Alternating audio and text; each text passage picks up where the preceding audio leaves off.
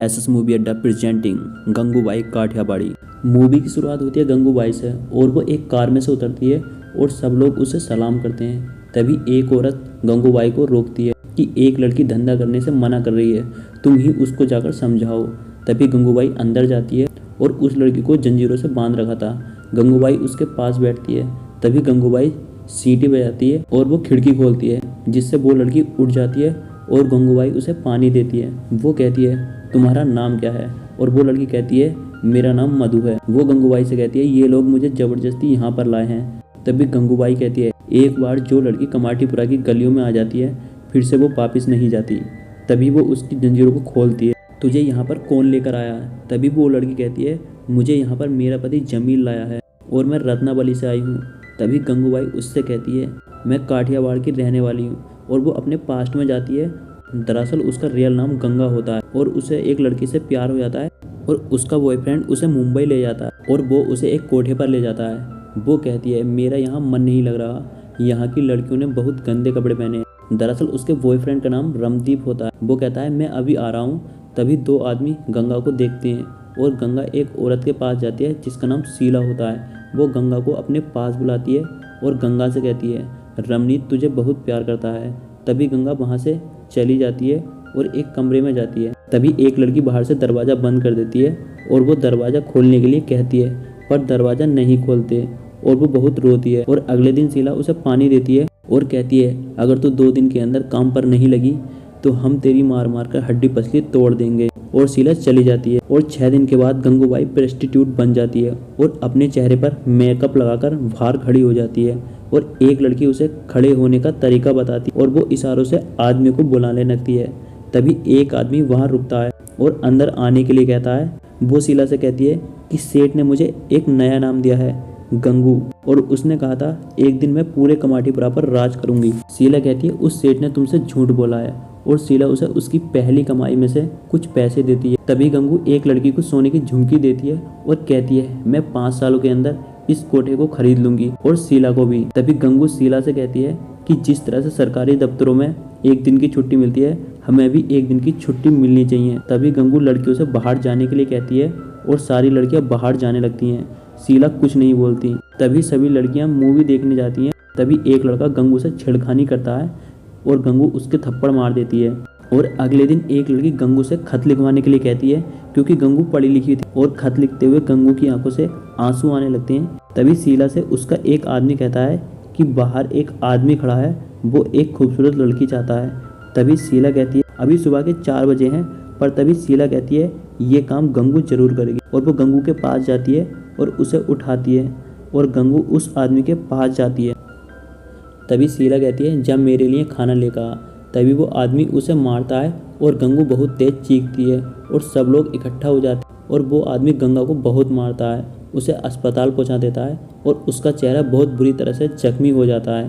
तभी 2 लड़की कहती हैं, वो रहीम लाला का आदमी है। अब हमें रहीम लाला को दिखाया जाता है और गंगू भी उसके पीछे आती है। वो रहीम से कहती है, मुझे कुछ बात करनी है, मुझे इंसाफ चाहिए। रहीम अपने आदमियों से कहता है, इस लड़की को ऊपर लेकर जाओ, मैं नमाज पढ़कर आता हूँ। तभी गंगू कहती है, तुम्हारे एक आदमी ने मेरे साथ गलत किया है, जिसका नाम तबरेज है। तभी करीम के पास में खड़ा हुआ आदमी कहता है कि तबरेज हमारे ही कंपनी में काम करता है। तभी फ़ोन आता है। जब रहीम फ़ोन उठाता है तो गंगू अपना कपड़ा हटाकर उसे अपनी चोट दिखाने लगती है। तभी रहीम लाला फ़ोन को नीचे रख देता है और अपने आदमी से कहता है, तबरेज को मेरे पास लेकर आ। और गंगू वहाँ से चली जाती है। तभी शीला गंगू से कहती है, पठान आया है। दरअसल ये पठान तबरेज होता है। तभी शीला एक लड़की से कहती है, जाओ रहीम लाला को खबर दे दो कि वो यहाँ आया है। तभी एक लड़की गंगू से कहती है कि पहले भी तेरी हालत ख़राब कर दी थी इसने, तो फिर उसके पास जा रही है। और गंगू तबरेज के कमरे में जाती है और दरवाज़ा बंद कर देती है। तभी तबरेज उसे मारता है। उसके बाद रहीम लाला आ जाता है और शीला उसे देखती है। तभी लाला का आदमी उसे पकड़कर लाला के पास लाता है और लाला उसे बहुत मारता है और गंगू उसे देखती है। जब लाला चला जाता है तो गंगू उसकी पैंट में से कुछ पैसे निकाल लेती है और अगले दिन शीला मर जाती है और गंगू चाबी लेकर और उसके बाद गंगू शीला की जगह ले लेती है। तभी वो गंगू से गंगूबाई बन जाती है। तभी वो अपने एक आदमी से कहती है कि इस लड़की को इसके गांव छोड़ कर आओ। अब शुरू होता है गंगूबाई का रीलव। एक लड़का गंगूबाई का नाप लेने आता है और गंगूबाई को उससे पहली नज़र में प्यार हो जाता है और दोनों एक दूसरे को देखते हैं और दोनों को बाबू सोना वाला प्यार हो जाता है। दरअसल उसका नाम अफजल होता है और अफजल की दुकान कोठे के सामने होती है। तभी दोनों एक दूसरे से इशारों में बातें करने लगते हैं और गंगा ताश के पत्ते फेंकती है और अफजल उन पत्तों को पकड़ता है और अफजल गंगू के पास बार बार अपने बाबू की सूरत देखने जाता है और दोनों एक दूसरे को देखकर दूर से ही मुस्कुराने लगते हैं और दोनों रात दिन एक दूसरे के साथ वक्त बिताने लगते हैं। और अगले दिन दो आदमी गंगूबाई से कहते हैं कि रजिया ने चुनाव का पर्चा भरा है और 2 सालों से रजिया ही चुनाव जीत रही है, पर गंगू कहती है इस बार हम ही जीतेंगे। अब एंट्री होती है रजिया की और वो चुनाव प्रचार करती है और फिर गंगू उसे देखती है। उसके बाद गंगूबाई लाला के पास जाती है और लाला से कहती है इस बार इलेक्शन में तुम्हें मेरा साथ देना होगा, वरना रजिया लड़कियों की ज़िंदगी खराब कर देगी। लाला कहता है तुम चुनाव की तैयारी करो, मैं तुम्हारा हमेशा साथ दूंगा। अभी गंगू के पास रजिया के 2 आदमी आते हैं। वो कहते हैं तुम्हें रजिया ने बुलाया है। गंगूबाई जाने से मना कर देती है। वो कहते हैं रजिया को ना सुनने की आदत नहीं है। तभी रजिया उन्हें पीटने लगती है और वो वहाँ से चले जाते हैं। तभी गंगूबाई के कोठे पर पुलिस की रेड पड़ जाती है और पुलिस वाला कहता है आज मैं इसका कोठा बंद करवा कर ही रहूँगा। गंगू उसे कुछ पैसे देती है और वो वहाँ से चले जाते हैं। और अगले दिन गंगूबाई खाना खा रही होती है, तभी वहाँ रजिया आ जाती है और वो कहती है तुम्हें इलेक्शन से अपना नाम वापस लेना होगा, वरना अंजाम अच्छा नहीं होगा। और रजिया चली जाती है। और अगले दिन गंगूबाई अपने आदमियों से फिल्म की रील मंगवाती है और सारे लोग फिल्म देखने लगते हैं, क्योंकि आज रात रजिया अपना भाषण देने वाली होती है और सारे लोग फिल्म देखने लगते हैं। तभी रजिया एक औरत से कहती है कि कुर्सियाँ खाली क्यों हैं। वो कहती है सारे लोग फिल्म देख रहे हैं। तभी वहाँ पर गंगूबाई आती है। वो कहती है तेरा भाषण सुनने के लिए कोई नहीं आया, चल कोई बात नहीं, मैं तेरा भाषण सुनूंगी। रजिया कहती है ये लड़ाई तुझे बहुत महंगी पड़ेगी।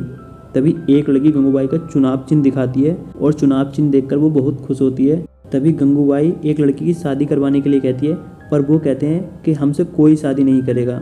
तभी गंगूबाई कहती है अगर मैं सपने देख सकती हूँ तो वो लड़की क्यों नहीं देख सकती। दरअसल उसका नाम रोशनी होता है। तभी गंगू रोशनी का रिश्ता लेकर अफजल के घर जाती है। वो कहते हैं हम एक कोठे वाली की लड़की से शादी नहीं कर सकते। तभी गंगूबाई उन्हें काफ़ी सारा सोना और पैसे दिखाती है और वो शादी के लिए तैयार हो जाते हैं। फिर अफजल गंगूबाई को छोड़ने जाता है। तभी गंगू कहती है मुँह लटका कर क्यों बैठा है। वो कहता है मैं तुमसे प्यार करता हूँ। गंगू कहती है मैं एक कोठे वाली हूँ, मैं तुमसे शादी नहीं कर सकती। अगले दिन अफजल बारात लेकर आता है, पर अफजल गंगू को ही देखता है क्योंकि वो उससे प्यार करता था। और गंगू चेहरे पर कपड़ा रखकर रोने लगती है और 2 लड़कियां गंगू से कहती हैं तुम चुनाव जीत गई हो।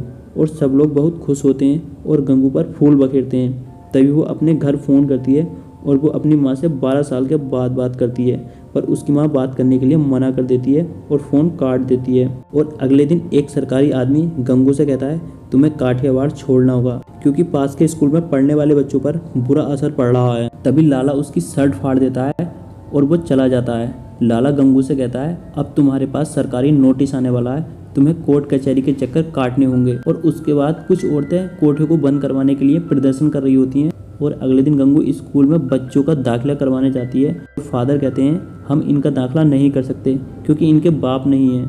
और पत्रकार भी वहीं बैठा होता है जिसका नाम भेजू बाबू होता है। तभी गंगूबाई फादर से कहती है कि माँ का नाम जरूरी नहीं।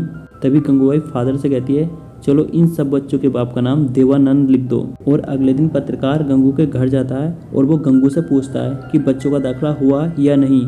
और वो कहती है बच्चों का दाखिला हो गया, मैं बच्चों को खुद स्कूल छोड़ने गई थी। तभी पत्रकार गंगू के फोटो खींचता है और उससे उसके पास्ट के बारे में पूछता है। तभी सारे बच्चे गंगू के पास जाते हैं और गंगू कहती है तुम इतनी जल्दी स्कूल से क्यों आ गए। बच्चे कहते हैं मैडम ने हमें मारकर भगा दिया। तभी पत्रकार बच्चों के साथ गंगू का फोटो खींचता है और अगले दिन पत्रकार गंगू के पास आता है। वो उसे एक मैगजीन दिखाता है, उसमें गंगू की कहानी लिखी होती है। तभी पत्रकार कहता है तुम्हें औरतों की कमेटी में जाना है और वहाँ पर भाषण देना है। पर गंगू कहती है मुझसे भाषण देने नहीं आते। पत्रकार उसे एक कागज़ देता है और कहता है इसमें जो लिखा है तुम वही बोल देना। तभी अगले दिन गंगू वहाँ जाती है और अपने भाषण से सबका दिल जीत लेती है। और फिर अगले दिन पत्रकार एक मंत्री को अपने साथ लाता है। मंत्री कहता है तुम भाषण देना अच्छा जानती हो, इस बार हमारी पार्टी कमज़ोर है, तुम्हें भाषण देने होंगे। पर गंगूबाई कहती है उसके बदले में तुम्हें मुझे पीएम से मिलाना होगा। और मंत्री राजी हो जाता है और फिर से पत्रकार गंगू के पास आता है। वो कहता है पीएम तुमसे सिर्फ 15 मिनट मिलेगा। गंगूबाई कहती है मेरे लिए 15 मिनट काफ़ी है। फिर गंगूबाई दिल्ली जाती है और पीएम से मिलती है और गंगूबाई पीएम से कहती है हमें कानूनी दर्जा मिलना चाहिए, हमारे बच्चों को दाखिला मिलना चाहिए। पीएम कहते हैं हम इस बारे में मीटिंग करेंगे और गंगूबाई वहाँ से चली जाती है और फिर अगले दिन उसे उसका हक मिल जाता है और मूवी यहीं पर एंड हो जाती है। दोस्तों, अगर आपको यह स्टोरी अच्छी लगी हो तो प्लीज़ चैनल को सब्सक्राइब करना ना भूलें।